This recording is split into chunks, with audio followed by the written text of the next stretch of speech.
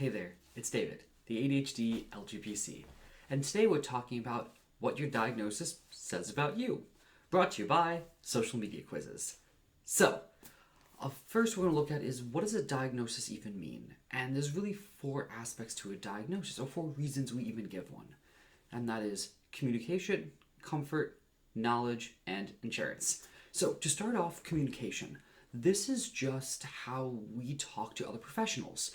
The importance of a diagnosis here is that if someone comes in to see me and they have a diagnosis of bipolar 1 disorder or social anxiety disorder, what that diagnosis does is it tells me what the most likely treatments are that could work and also what symptoms are likely to be present.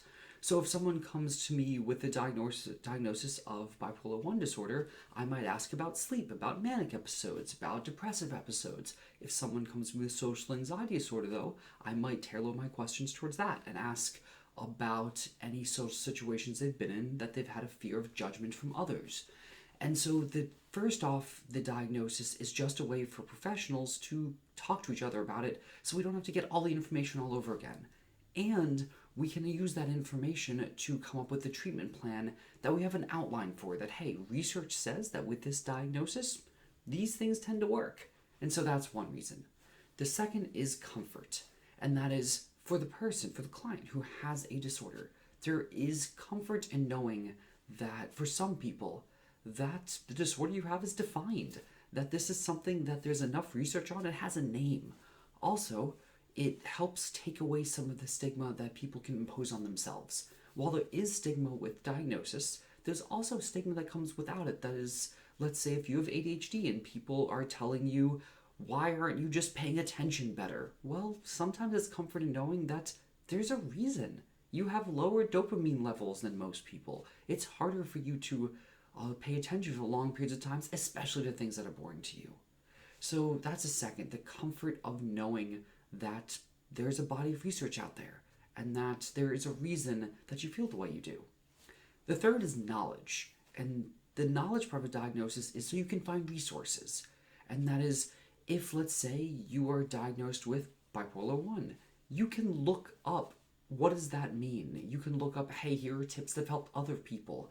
And it lets you find and access the body of research yourself. Now, I don't suggest believing everything you see on the internet or every single thing you see online about, hey, these tips and tricks to help with the disorder might not work. But it gives you this knowledge of, okay, here's what's happening. I can look up articles about it. I can find books that can help me.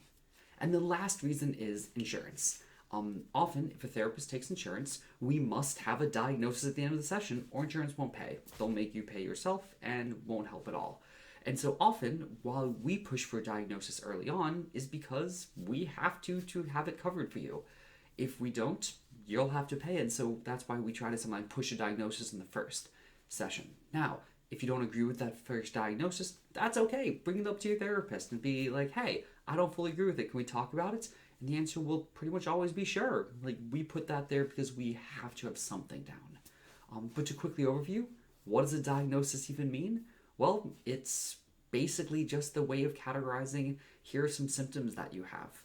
And that also, one last point on that, is not everyone with the same diagnosis is the same. 5 people could come in with bipolar disorder and have 5 different manifestations. Or social anxiety could manifest differently in all different people. The idea is that we have a general overview of, okay, these things tend to help. Anyway, thank you so much for watching and have a wonderful day.